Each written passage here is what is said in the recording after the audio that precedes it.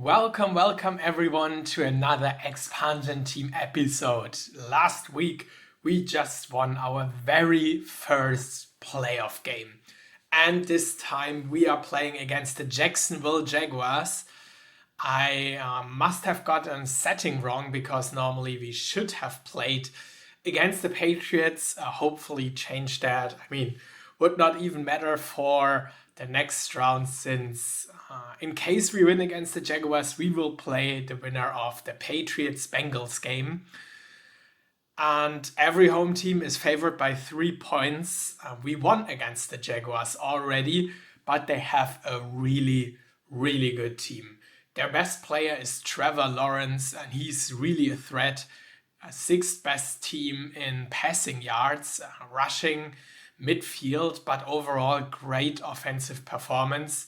Defensively, not so much. So maybe we have a possibility to just outscore them. And let's take a closer look at what the Jaguars' strengths actually are. I already mentioned Trevor Lawrence. So he played a great season with over 3,200 yards.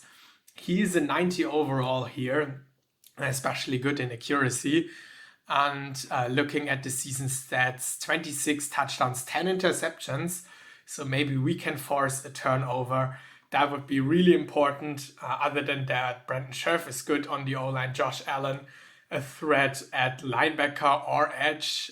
He had 5 sacks this year. So we need to pay attention on that. And other than that, great young players, good team overall. But our O-line should be good. But we saw in our last week's episode that we have some problems in pass blocking. Our O-line focuses on run blocking. And Bijan should be able to play this game, hopefully. And other than that, no major injuries. Mike McGlinchey is questionable. So Javon Taylor is likely to start. But the rest seems fine. And with that, we should be good to play the game. And let's first check out the other 2 games we played against the Jaguars. And in this third week, our second game, we lost 35-31, and that shows that it may be a high-scoring game.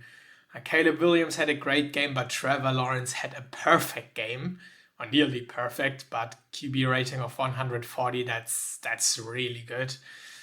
And in the second game, we played against the Jaguars twice. In the last week, we won 32-27, so in both games, over 30 points for us. Here, we were able to force a turnover in Trevor Lawrence, which may have been the main factor for us to win the game, but doesn't matter anymore. It's 1-1 in the season.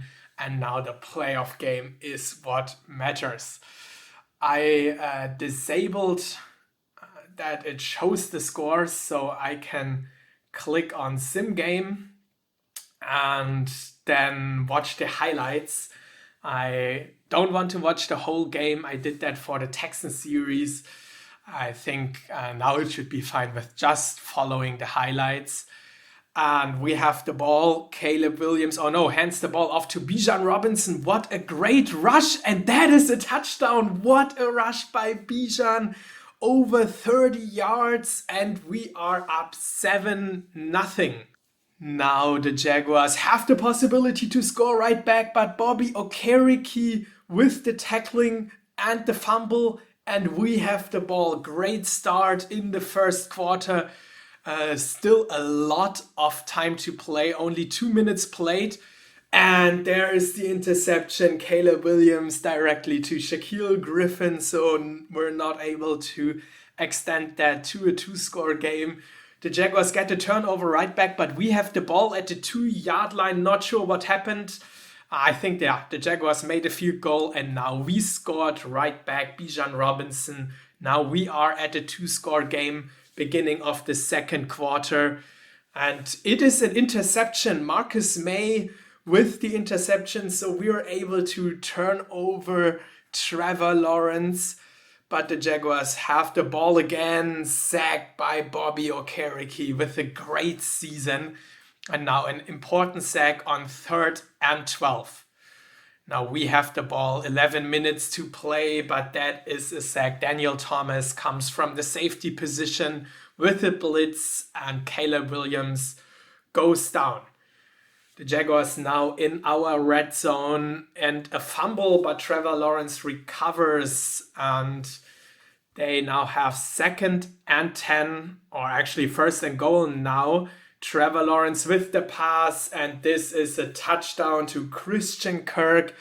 We're back to a 1-score game with 4 minutes left to play in the 2nd quarter. Now we're already in the 3rd quarter. Another red zone possession for us and another touchdown. Jordan Addison, not the best player for us so far, but here with an important touchdown catch, 24-16. And we have the ball again, but we get sacked again. Not sure what the problem is. Maybe our pass blocking for the O-line, but we should have a really good O-line. Not in this case. End of the 3rd quarter. Christian Kirk with another touchdown. And now it's 22-24. So the Jaguars are back, but we are again in the red zone. Caleb Williams looking for a great pass, and he completes it to Jordan Addison. Touchdown, 31-24. So the Jaguars were able to get the 2-point conversion, but we're back 1 touchdown. And this time AJ Dillon with a great rush. 33 yards again, this time AJ Dillon. And with 1 minute left to play, we are back up 2 scores. And yeah, I guess that's the end of the highlights. So we win against the Jaguars. 38-24 after a great 4th quarter performance. Let's quickly look at the box score. We were able to turn the ball over, so that was really important for us, but especially the running game was our key to victory. Bijan with 2 touchdowns, AJ Dillon also 1 touchdown on his 33-yard rush. And Jordan Addison steps up big. Not the best seasons for him. This year, no touchdowns, 23 yards, so did not get much snaps this year. So I assume there was an injury that he played. That would not be good. Jalen Waddle, okay, it's not him, so let's wait for the injury report. And first check out our opponent, and that is going to be the Patriots. So we are playing them either way. The Cincinnati Bengals go down after being the best AFC team here, and Patriots with Mac Jones, 89 overall, great intelligence, so he's a good QB, are able to take down Joe Burrow and the Bengals.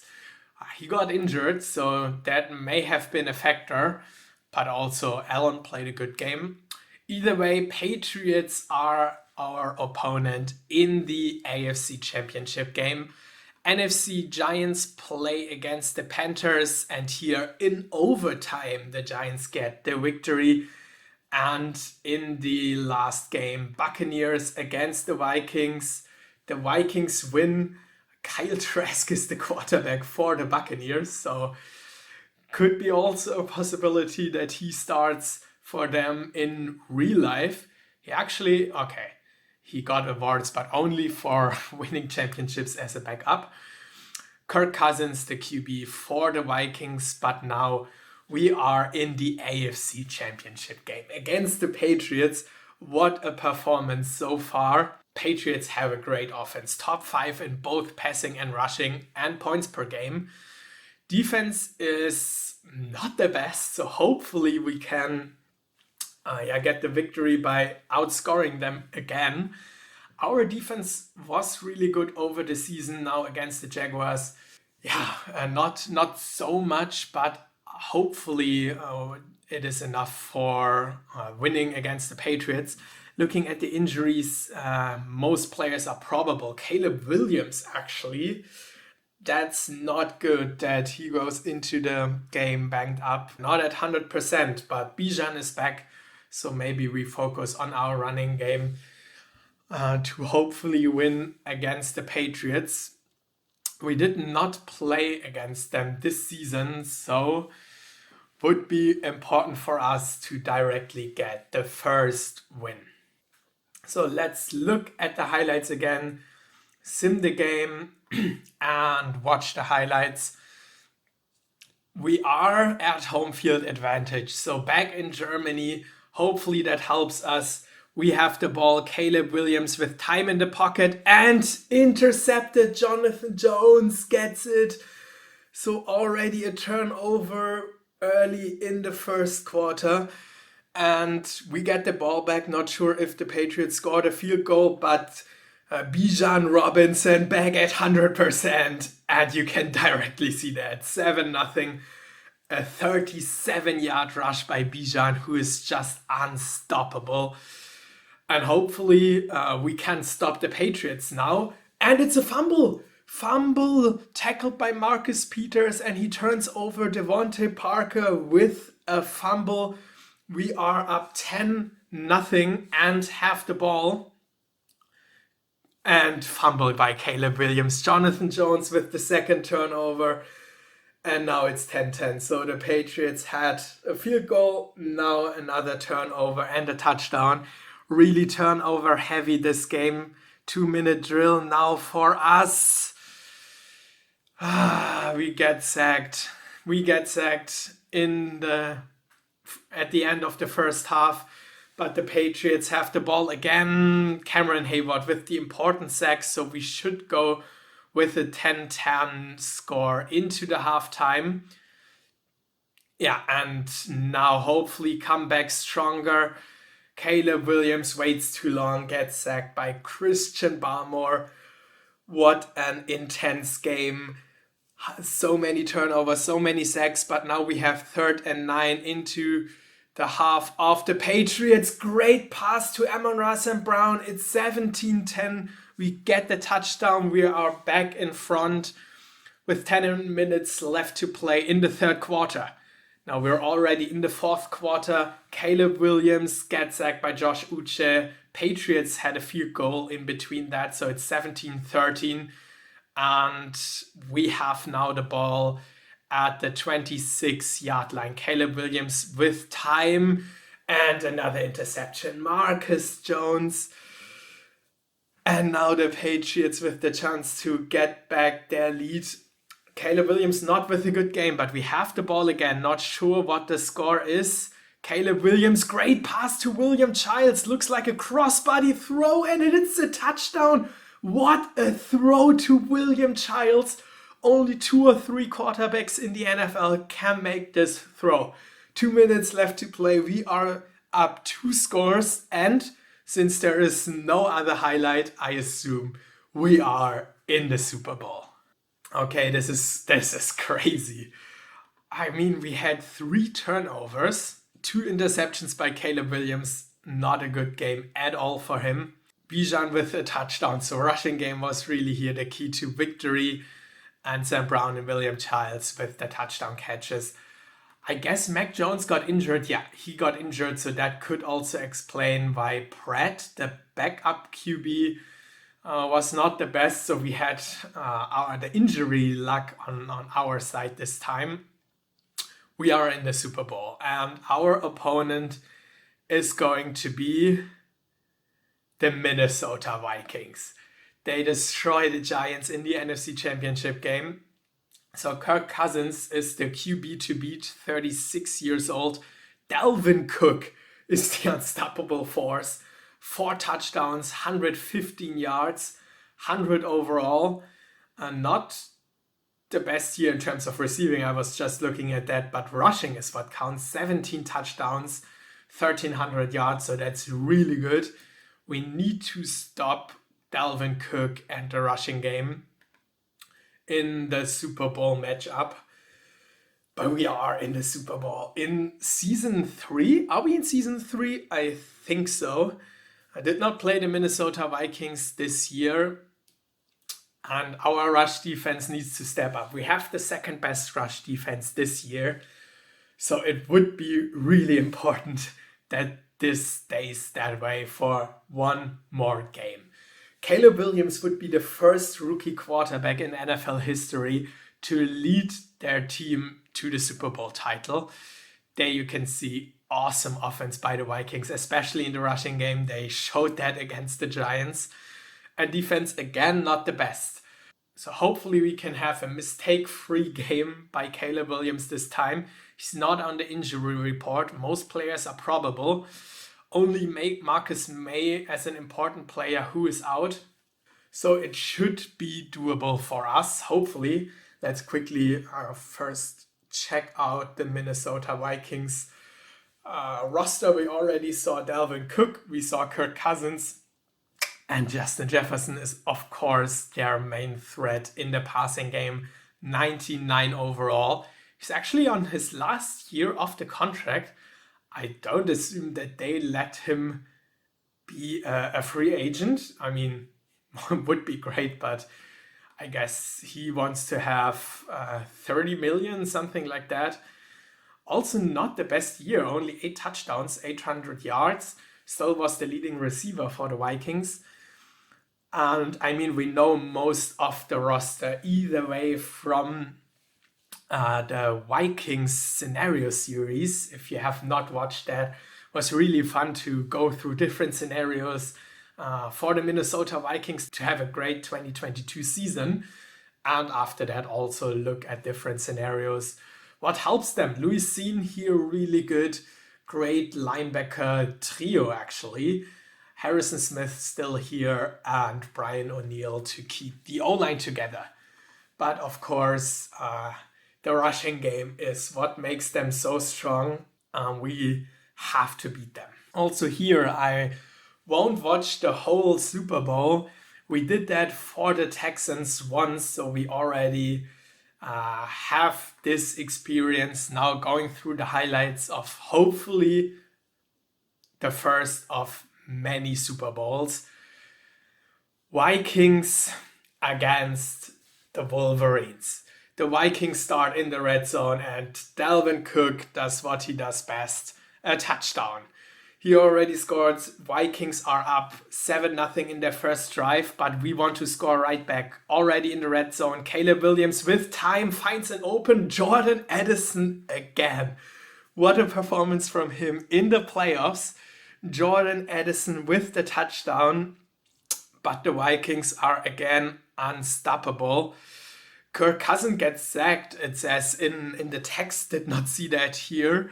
But now 3rd and 7, and it's a fumble by Kirk Cousins. Did not see that again. Not sure what happened here, but the text says it. So, but they are back at 2nd and goal, and they just scored. Jalen Reagor, 14-10.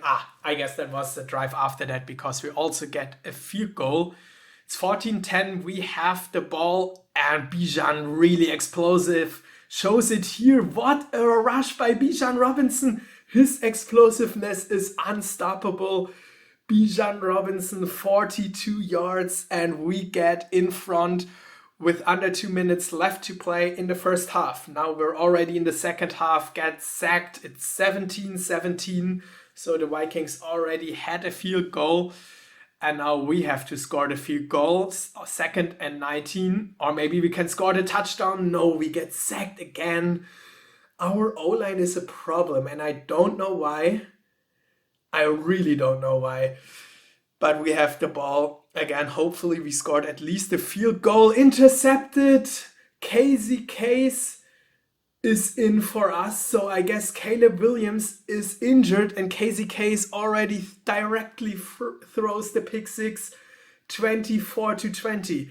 We have the ball again. Casey Case with the ball. So I guess Caleb Williams is injured. Bijan with the touchdown, 27-27. Our backup quarterback needs to lead us to the Super Bowl title. Vikings with the ball, 2 minutes left to play, and it's a turnover on downs. We are up 30-27, 1 minute left to play. We have the ball, we can kneel it, and it's over.